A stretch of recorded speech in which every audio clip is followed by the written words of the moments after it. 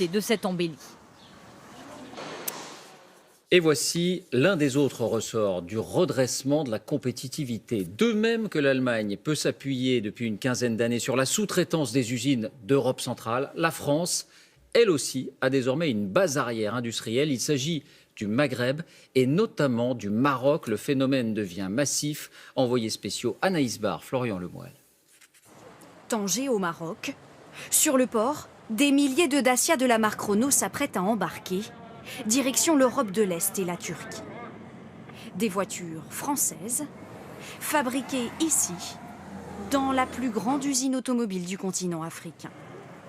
Cette usine produit près d'une voiture par minute. Renault y construit ses véhicules d'entrée de gamme, comme cette voiture qui sera vendue à partir de 7 000 €. Un modèle pas cher, impossible à produire en France, selon Marc Nassif, directeur de Renault au Maroc. Mettre un véhicule à 7 000 € sur le marché est un tour de force. Donc il est évident qu'on va se placer à l'endroit où on a les meilleurs coûts de production, une main-d'œuvre qualifiée et abordable et ne pas payer des coûts en logistique qui seraient superflus. Une stratégie bas coût assumée, et pourtant la marque refuse de donner les montants des salaires dans l'usine. Elle nous interdit même d'interroger les ouvriers sur le sujet. Au Maroc, le SMIC est à 215 € par mois, 6 fois moins élevé qu'en France. Des ouvriers qui travaillent aussi beaucoup plus. Je travaille ici 8 heures par jour et 6 jours, dans une semaine. Comme Renault, de nombreuses entreprises françaises s'installent au Maroc en quête d'une main-d'œuvre moins chère aux portes de l'Europe. Casablanca, c'est la capitale économique du pays. Dans cette zone industrielle, on trouve de grands groupes français mais aussi des PME. Dans cet atelier, une société toulousaine façonne des vis destinées à l'aéronautique. On a 7 pièces avant usinage, 7 pièces donc après usinage. Voilà, on peut en voir sur notre machine. Stéphane Auriol a fait le pari d'ouvrir cet atelier marocain. Voilà, là, par exemple, une usine dédiée au façonnage des vis, une opération qui nécessite beaucoup de main-d'œuvre. Et ça, vous auriez pu le fabriquer en France? on aurait pu le faire en France, mais on n'aurait été jamais compétitif, on n'en aurait pas vendu. Tandis que là, l'avantage, c'est que ça nous permet d'être compétitif, donc d'avoir une courbe de progression importante. Ici, les employés nous répondent librement sur leur salaire. Par mois, 3 500 dirhams. Presque 7 000 dirhams par mois. Soit 320 € pour un ouvrier en moyenne et 640 € pour son chef d'équipe.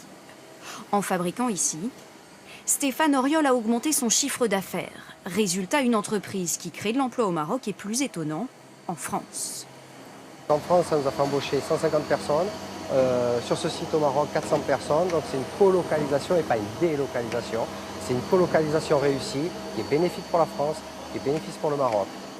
Ouda Lamira, jeune diplômée en mécanique, a justement trouvé son premier emploi grâce à cette entreprise française. Mon diplôme juin et je l'ai embauché en septembre. Donc pour moi c'était facilement, donc j'ai de la chance, on peut dire que j'ai de la chance. Ce qui attire les entreprises françaises, ce sont aussi les avantages que leur offre le Maroc. Derrière ces barrières, une zone dédiée aux sociétés étrangères et à l'intérieur, aucun impôt sur les sociétés pendant 5 ans, pas de TVA à payer ni de frais de douane à l'importation et à l'exportation, de quoi faire rêver les entreprises. Il y a 5 ans, cette zone franche garantie sans impôt était encore un terrain vague. Aujourd'hui, les géants Airbus, Bombardier et leurs sous-traitants s'y installent. Le Maroc a aussi décidé de parier sur la formation et propose une main-d'œuvre très qualifiée. Au cœur de la zone industrielle, une école toute neuve. Dans ce grand atelier, des apprentis sont formés dans le but d'intégrer les grandes entreprises de l'aéronautique. Il n'a pas encore pris forme pour avoir un assemblage parfait. D'accord. C'est une formation pour quel métier exactement? C'est de la chaudronnerie aéronautique. Ces apprentis ont été sélectionnés à l'entrée. Ils doivent tous savoir parler français. Et l'école les forme en fonction des besoins des industriels.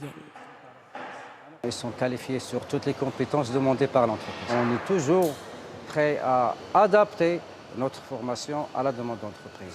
Chaque année, 800 jeunes sont formés dans cet institut avant d'être embauchés.